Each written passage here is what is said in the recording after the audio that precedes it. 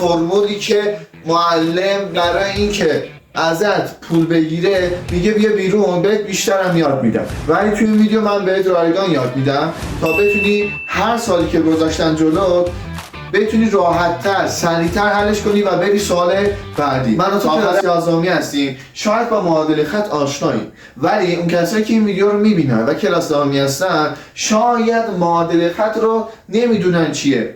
من اینجا نوشتم y منهای y1 مساویه m که نشانه شیب خط هستش، پارانتز باز x منهای x1 پارانتز بسته. این معادله خط ما هستش. برای اینکه ما معادله خط رو بنویسیم ما دو چیز رو نیاز داریم. یک، مختصات خط رو نیاز داریم که اگه یکی از حالا x باشه یا y دستمون باشه برای ما کافیه، و شیب خط رو نیاز داریم.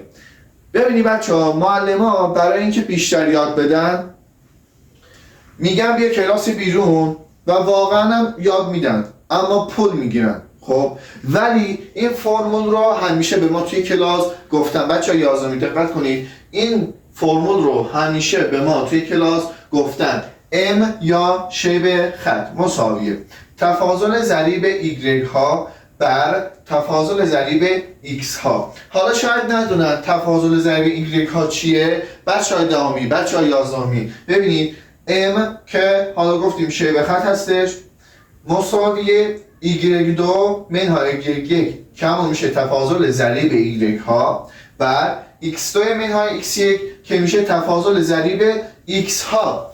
حالا میخوام بهت یه فرمول به درد بخور یاد بدم که دیگه از این چرت و پرتایی که معلم توی مدرسه میگه استفاده نکنی.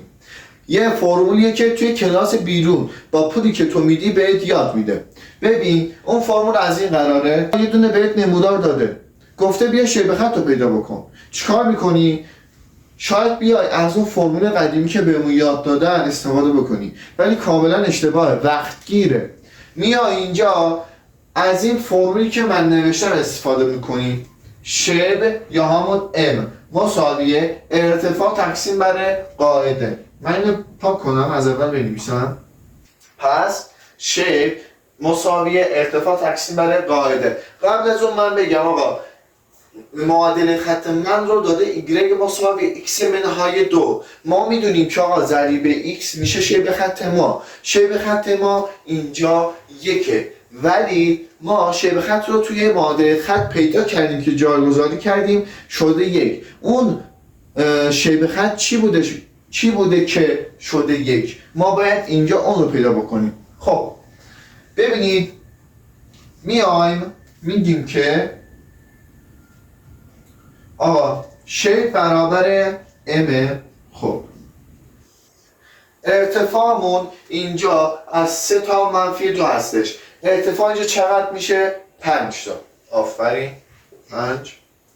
خب قاعدمون از 5 تا 3 هستش. اینجا قاعده چند تا میشه؟ 5 تا.